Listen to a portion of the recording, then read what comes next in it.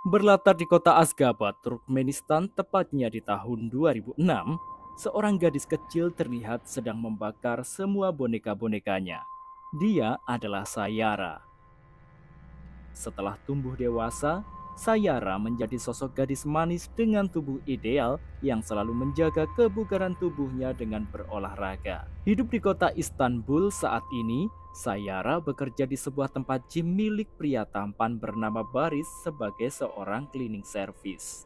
Sayara memiliki kakak perempuan bernama Yonca yang kerjaannya tidak jelas. Malahan, Yonca menjadi wanita simpanan Baris, bosnya Sayara sendiri. Pagi itu, Sayara tanpa sengaja dibuat syok setelah melihat Yonca kuda-kudaan di ruangan baris. Apa yang Sayara lihat lantas membuatnya terus berpikir, semenjijikkan itukah kakak kandungnya?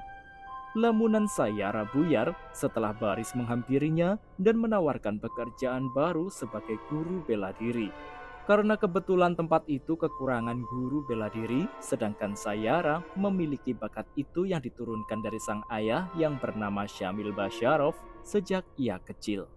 Tetapi Sayara menolak tawaran Baris karena dia sudah berjanji pada sang ayah tidak akan pernah menggunakan apapun yang telah dia pelajari. Sebelum pulang bekerja, Sayara selalu menyempatkan diri untuk berlatih bela diri sambil menunggu dijemput oleh Yonca. Meskipun berbeda 180 derajat, Sayara dan kakaknya sangat begitu dekat. Suatu malam ketika mereka sedang beristirahat di jalan sebelum melanjutkan perjalanan pulang, tiba-tiba Yonca sangat buru-buru ingin kembali ke tempat gym untuk mengambil sesuatu. Namun sesampainya di sana, Yonca mendapati Baris sedang main genjot-genjotan dengan perempuan lain, sebut saja si Mawar. Bahkan diam-diam dia merekam adegan itu sebelum melabrak dan menghajar saingannya. Karena kejadian itu, Baris menjadi marah dan hampir mencekik leher Yonca. Yonca begitu cemburu dan berharap menjadi pacar Baris seorang diri.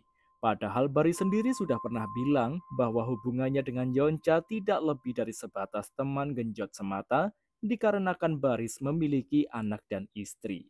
Baris menjadi marah besar dan mengusir jauh-jauh wanita itu. Tapi Yonca bersikeras dan mengancam akan mengirimkan video Baris dan Mawar kuda-kudaan pada istrinya.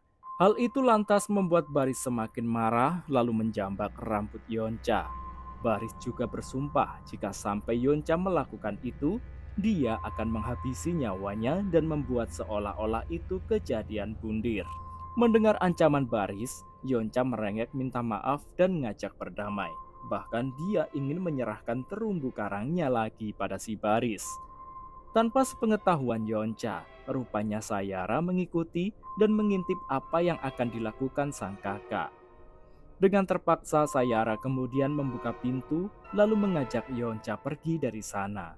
Takut jika Yonca benar-benar memberitahu istrinya soal kelakuannya yang suka jajan, Baris mengumpulkan teman-temannya untuk menyusun rencana menghabisi Yonca. Tepat jam 2 dini hari, Yonca diundang Baris untuk menemuinya. Tanpa curiga dia pun berpamitan dengan ibu dan juga adiknya. Singkat cerita, sampailah Yonca di tempat yang ditentukan, kamar nomor 389 di lantai 17 sebuah hotel. Di sana dia bertemu dengan Baris serta rekan-rekannya. Awalnya mereka menyambut Yonca dengan sangat baik. Namun karena tujuannya bukan untuk berbasa-basi, rekan Baris yang bernama Emin langsung mengintimidasinya. Yonca dipukul, disiksa, sedangkan Baris malah ngumpet di ruangan lain sambil mengintip rekan-rekannya menghajar Yonca hingga babak belur. Yonca mencoba melawan dengan menusuk paha Emin sehingga emosi pria itu semakin meluap-luap. Baris terus menatap di balik pintu, lalu si botak yang bernama Baran mendekati Yonca dan memukulnya dengan tongkat kayu hingga tewas. Mereka kemudian melemparkan tubuh Yonca dari atas gedung, memanipulasi seolah kejadian itu murni karena bundir. Sayara yang khawatir dengan Yonca di pagi hari, kemudian mengirimkan pesan agar sang kakak segera menghubungi sang ibu yang juga mengkhawatirkannya. Namun dia malah mendapat kabar dari resepsionis yang dihubungi oleh Emin bahwa Yonca telah meninggoy akibat melompat dari atas gedung. Syok sudah pasti itu yang dirasakan oleh Sayara, apalagi dengan sang ibu. Wanita Parubaya itu sampai hampir gila.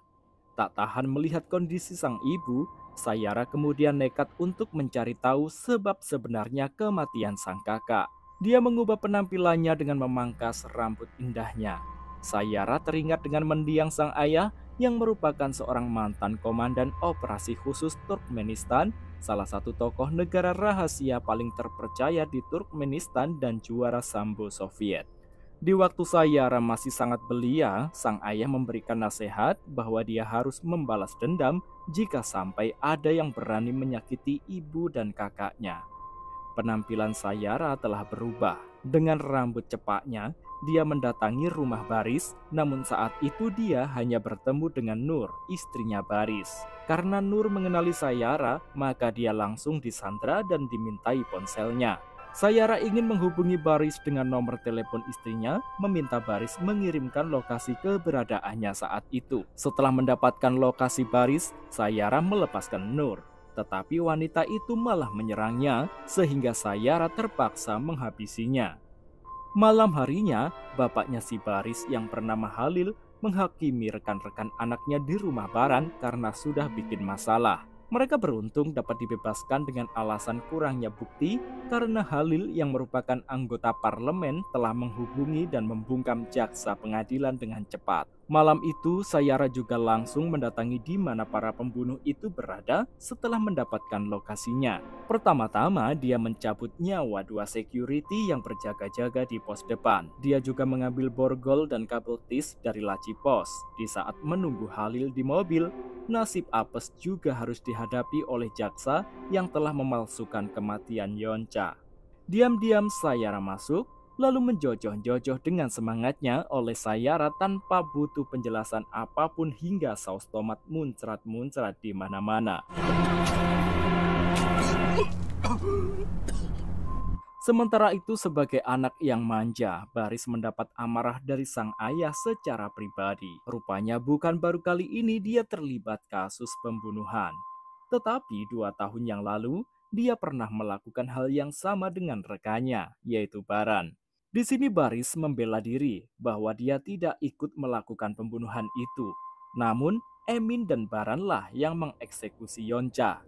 Sayara masih terus menjalankan misinya. Setelah menghabisi seluruh jaksa, dia mulai menyelinap ke rumah Baran. Baran yang sedang mencari angin di halaman, diam-diam dia dijegal dari belakang lalu dicekik hingga tak sadarkan diri. Badan segede gajah itu diikat dan diseret sendirian oleh Sayara. Target selanjutnya adalah si artis Netflix, sebut saja Marjoko yang tengah melamun di kamar. Setelah mengetahui ayah Yonca adalah Sambil Basyarov, Halil memerintahkan anak buahnya untuk menyeret Sayara dan ibunya ke tempatnya. Suara kegaduhan dari kamar Baran membuat Halil dan yang lain curiga, sehingga mereka berusaha memeriksanya dan menyerang Sayara. Tetapi Sayara berhasil melumpuhkan semua targetnya, termasuk Halil si tua bangka. Tinggal Baris yang juga begitu mudahnya ditangkap olehnya. Dengan menodongkan pistol saja, Sayara melemparkan borgol pada si Baris, lalu meminta dia mengikat tangannya sendiri. Setelah seluruh target tertangkap dan terikat, Sayara mengumpulkan semuanya dan saatnya pembalasan dimulai. Kelima pria sok jagoan itu banyak bacot menantang Sayara. Tantangan pun diterima, dia akan menghadapi dan melepaskan mereka satu persatu untuk berhadapan dengannya. Yang pertama kali dilepaskan adalah Halil. Pria tua bangka itu sangat yakin akan mengalahkan Sayara. Yang namanya umur sudah renta, hanya dengan satu kuncian saja dari Sayara, Halil langsung keok. Tak hanya itu, Sayara kemudian menginjak, menghancurkan kelapa Halil dengan sepatu safety-nya hingga tak berbentuk lagi. Semua tawanan menjadi terkejut, tercengang seakan tak percaya dengan apa yang dia lihat barusan. Sayara si Ukhti Alim tiba-tiba berubah jadi peri kematian. Emin yang mulai ketakutan mulai berusaha meyakinkan, bahkan bersumpah atas nama Al-Quran bahwa Yonca datang ke tempatnya atas kemauan sendiri. Tapi Sayara tak peduli itu dan langsung melepaskan Marjono untuk diajak duel. Si artis yang tidak terlalu terkenal itu merengek-rengek minta untuk dilepaskan karena dia memang tak menyentuh Yonca sedikit pun. Tapi namanya amarah sudah di ubun-ubun, Sayara tak menghiraukan ocehan pria itu dan langsung menghantam hidungnya. Emosi Marjono tersulut, yang tadinya lembek ketakutan berubah jadi garang dan melawan Sayara. Bagi Sayara, Marjono hanyalah sayur bayam yang siap dimasak bening. Pria so atletis itu tewas seketika saat Sayara mengoklek lehernya. Lawan selanjutnya adalah Emin, pria yang telah memperkaos dan memukuli Yonca. Lagi-lagi, pria segagah itu masih kalah dengan gadis mantan Uhti. Sayara merubuhkan dan mengunci tubuh Emin, lalu merobek lehernya dengan gigi indahnya hingga pria itu kehilangan nyawa. Sayara menggunakan teknik itu karena teringat apa yang telah diajarkan oleh sang ayah. Setelah itu, Sayara mendekati Baris. Namun di saat yang sama, Baran berhasil melepaskan ikatan di tangannya tanpa sepengetahuan Sayara. Sehingga saat itu Sayara tak mampu menahan bau geman Baran yang mendadak mengejutkannya.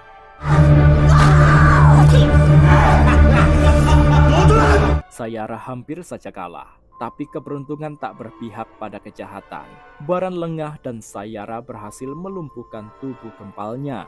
Dihajarlah pria botak itu, bahkan Sayara menculak kedua mata Baran sampai berdarah-darah, menghancurkan kelapanya hingga tersisalah Baris seorang. Dengan sisa tenaganya, Sayara mendekati Baris, tapi dia tak melepaskan borgolnya. Tanpa sepatah kata pun, Sayara menyingkir keluar dan mengambil sejerigen pertalit. Di saat itu dia teringat sang ayah yang mengakhiri hidupnya dengan cara gandir. Itu pula yang dilakukan Sayara pada dirinya sendiri. Setelah menyiram tubuh Baris dengan pertalit, dia menyiramkan juga pada tubuhnya. Sayara membakar tubuh indahnya, lalu mendekati Baris sehingga musuh terakhir yang merupakan bosnya sendiri pun tewas dalam kobaran api, dan Sayara terpanggang bersama dendamnya sendiri.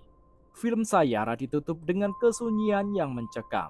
Tidak ada pahlawan, tidak ada kebahagiaan. Hanya jejak api yang membara menjadi simbol bahwa balas dendam memang bisa menuntaskan sakit, tetapi seringkali harus dibayar dengan nyawa. Sampai jumpa di video selanjutnya.